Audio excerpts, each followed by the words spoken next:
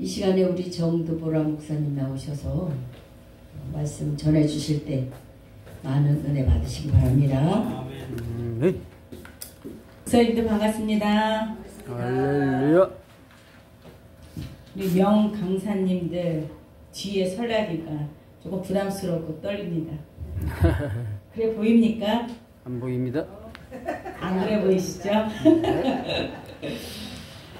오늘 사실 준비할 말씀이 있었는데 제가 그냥 순간 바꿨어요.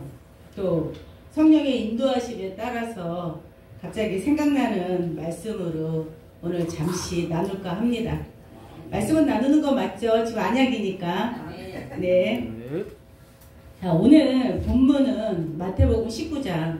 우리 목사님들 너무나도 잘 아시는 말씀 중에서 부자 청년에 대한 말씀입니다. 자, 본문이 길기 때문에 한 절만 읽기는 그러니 제가 한 절 한 절 읽으면서 한번 같이 나눠보겠습니다. 마태복음 19장 16절부터 부자 청년에 관한 이야기가 나오거든요. 어떤 사람이 주께 와서 가로되 선생님이여 내가 무슨 선한 일을 하여야 영생을 얻으리이까? 라고 우리 예수님께 물었거든요. 예수님께서 가라사대 어찌하여 선한 일을 내게 묻느냐? 선한 이는 오직 한 분이시니라. 네가 생명에 들어가려면 계명들을 지키라 이렇게 말씀하시거든요. 그 계명은 우리가 다 알다시피 모세를 통해서 이스라엘 백성에게 주신 율법이 아니겠습니까? 그러면서 이 젊은 청년은 10계명에 1절부터 첫 번째 계명부터 네 번째 계명까지는 하나님께 드리는 계명이고 5번째부터 10번째까지는 사람과 사람 사이에 지켜야 될 계명 아니겠습니까? 나는 부모도 공경하였고 11조도 다 냈고 이웃도 내 몸과 같이 사랑했고 여러 가지 다 지켰다는 거야. 그런데 이 청년이 예수님께 묻는 게 20절에 그 청년이 가로되 이 모든 것을 내가 지키었사오니 아직도 무엇이 부족하리까? 라고 묻거든요. 그런데 예수님께서 21절에 보면 예수께서 가라사대 네가 온전하고자 할진대 가서 네 소유를 팔아 가난한 자들을 주라. 그리하면 하늘에서 보화가 네게 있으리라. 그리고 와서 나를 쫓으라. 그런데 이 청년이 쫓았습니까? 안 쫓았습니까? 다음 절에 보면 그 청년이 재물이 많은 고로 이 말씀을 듣고 근심하여 가니라 하거든요. 그러면 여기서 얘기하는 이 재물이 과연 육적인 금은 뭐할까요? 물론 사건을 보면 실제로 일어났던 사건 속에 이 말씀을 기록해 놓은 것은 결국은 거울과 경계사무라고 이 말씀을 기록해 놓은 게 아니겠습니까? 그러면 말세를 당한 이들에게 주신 이 교훈과 같은 이 복음서에 있는 이 말씀을 우리가 다시 한번 깊게 상고를 하자면 여기서 초점은 재물이거든요. 자, 그러면 이 2000년 전에 예수님이 이 젊은 청년에게 재물을 다 팔아서 가난한 자들에게 주라고 했던 이 재물이 뭘까요? 우리가 뭐 여기는 다 일반 성도님들이 아니라 다 목사님들이시니까 성경에서 나오는 돈이다, 재물이다, 금이다, 보화다 하는 것은 다 뭐죠? 하나님의 말씀이 아닙니까? 그러면 그런데 이 유대교 세상에는 하나님을 믿고 있었던 거 아니겠습니까? 그런데 뭘 팔아서 가난한 자에게 다 주라는 거냐? 이 말씀을. 자, 이렇게 말씀하시면서 24절에 다시 너희에게 말하노니 약대가 바늘기로 들어가는 것이 부자가 하나님의 나라에 들어가는 게 쉬우니라 이렇게 말씀하시거든요. 여기서 낙타, 바늘, 진짜 실게는 바늘 아닌 거는 다 알고 계시잖아요. 그렇다고 하면 한번 연상을 해서 한번 생각을 해볼게요. 제가 이렇게 설교할 때 연상하는 거 많이 하지 않습니까? 자, 진짜 낙타가 있어. 당시 유대 그쪽은 중동 아니겠습니까? 그러면 낙타가 많은 짐을 싣고 짐을 실으려고 낙타가 있는 게 아니니까 오늘날 같으면 한 트럭 정도 되는 짐을 싣고 광야를 건너 물건을 재물을 많이 싣고 이제 어디 갑니까? 집에 들어가 도성으로 들어가야 되지 않습니까? 우리나라도 성을 짓고 그 안에서 살고 있었고, 물론 외곽에 사는 자들도 있었지만 당시에도 마찬가지였거든요. 성 안에 들어가야 내 집이 있는 게 아니겠습니까? 그 광야 같은 벌판 사막에서 잠을 잘 수가 없으니, 근데 조금 늦은 거야. 그러니 성문 정 가운데 정문이 닫혔죠. 성문 지기는 있을 거고, 그러면 여기서 귀문이라고 하는 양쪽에 쪽문이 있지 않습니까? 그렇다고 하면 여기서 얘기하는 이 바늘기는 정문이 아닌 시간이 다 지체가 돼서 이제 들어가야 되는 거야. 쪽문이라면 이렇게 큰 문이 아니니까 사이즈가 아주 스몰 사이즈, 그쵸? 작은 사이즈야. 그러면 낙타는 일반 사람보다도 키가 크지 않습니까?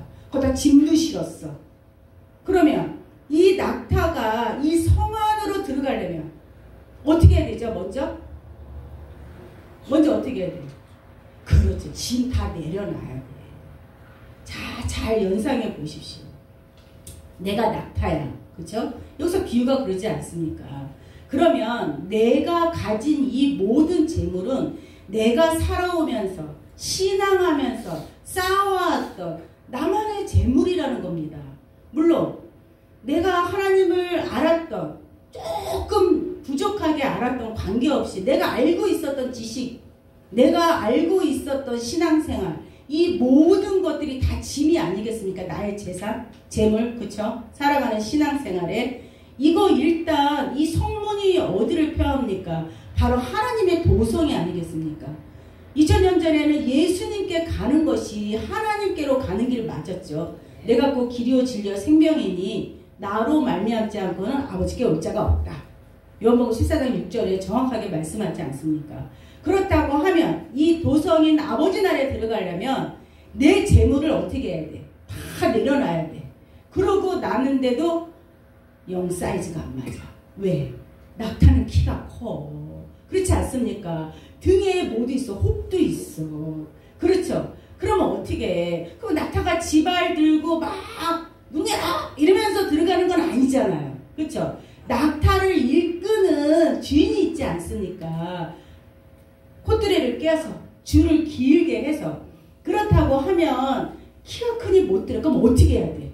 낙타 무릎 꿇어야 돼. 무릎 꿇어야 돼. 내가 싫던 좋던 관계없이 눈 사이즈에 맞춰야 되는 게 아닙니까? 그쵸? 누가복음 13장에 천국 들어갈 때 좁은 길로 들어가기 힘쓰라고 하지 않습니까? 힘을 써야지 들어간다니까. 좁은 길은 하나님 나라가 넓습니까? 많이 갑니까? 아니지 않습니까? 그래서 이 쪽문으로 귀문으로 들어가려면 무릎 꿇고 납작 엎드려서 어깨도 좁히고 해서 들어가야 되는데, 그러면 무릎 꿇었잖아. 어깨 좁혔잖아. 근데 어떻게 들어가? 기울 수 있을까요? 과연 끄는 자가 있어야 돼. 끄는 자. 끄는 자가 있어야지 성문으로 들어간다는 겁니다. 그렇다고 하면 이 끄는 자가 뭡니까? 바로 하나님 말씀 진리가 아니겠습니까? 하나님 앞으로 인도함을 받으려면 진리가 없으면 결국은 거룩한 성으로 못 들어가는 겁니다. 그럼 주님 다시 오실 날을 기록해 놓은 이 요한계시록에도 21장에 보면 거룩한 성 새 예루살렘이 나오지 않습니까? 우리가 하나님 나라에 말로만 들어가는 게 아니죠. 마태복음 7장과 같이 주여 주여 하는 자마다 아버지의 나라 들어가는 게 아니라 아버지의 뜻대로 행하는 자라야 들어간다고 하지 않습니까? 그렇다고 하면 야고보서 5장 1절에 보면 뭐가 나옵니까? 우리 한번 찾아서 읽어볼까요? 야고보서 5장 1절.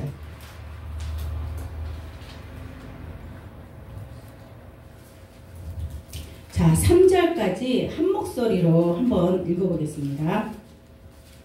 찾으셨으면 시작.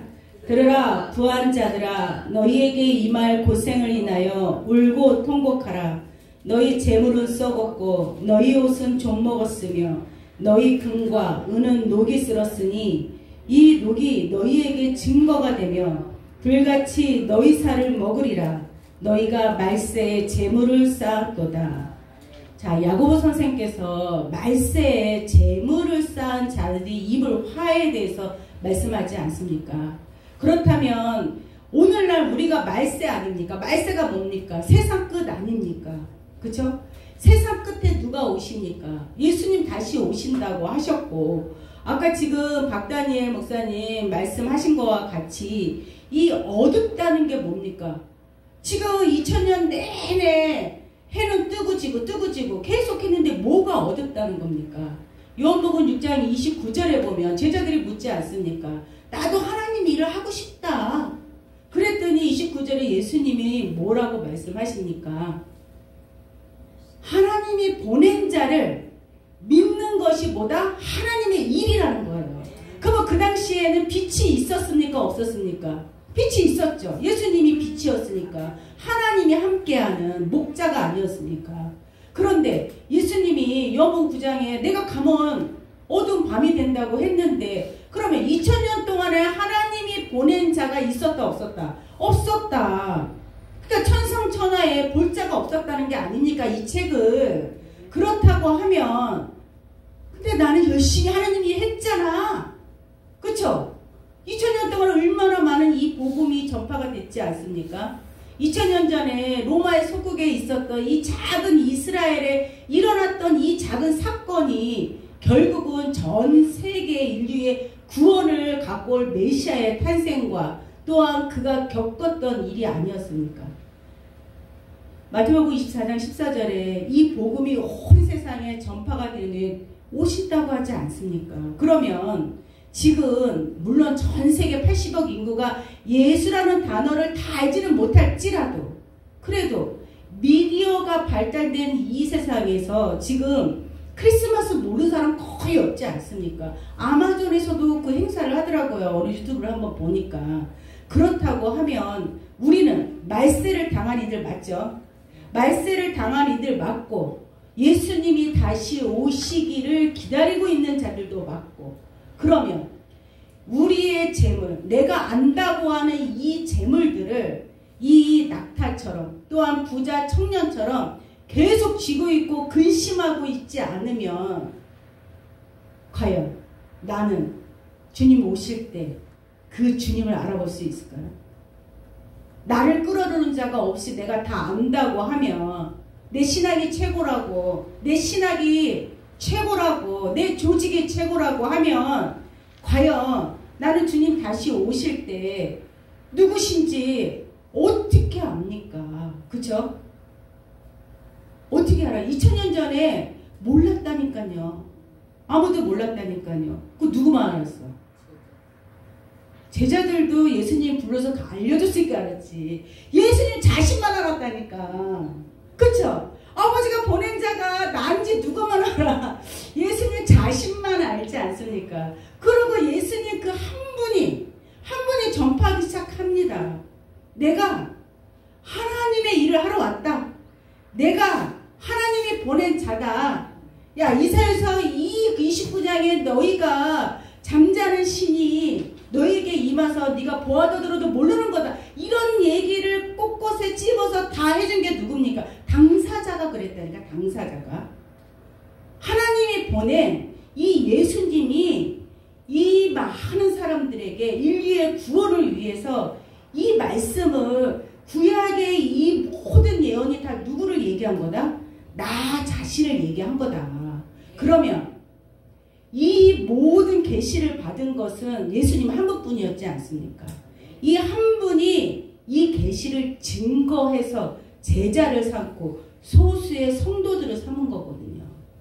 결국은 이단이라 몰려 돌아가셨죠. 이걸로 끝났다 그러면 인류의 구원이 없는데, 또한 이것 또한 약속대로 부활하시고 하늘에 오르시고 다시 온다고 약속하시지 않으셨습니까? 그렇다면 이 복음이 온 세상에 전파될 때에 주님 다시 오실 때를 맞이하기 위해서 이 자리가 있는 게 아닙니까? 저는 오면서도 얘기했지만 이 자리가 너무 좋습니다. 행복하고, 예, 말씀을 우리 목사님들끼리 서로 나눈다는 게 진짜 쉽지 않아요. 아시죠? 목사님들 자기 설교는 열심히 해. 내려가잖아. 안 들어. 아시죠? 대부분 안 들어. 진짜예요. 그런데 이게 얼마나 아름답습니까?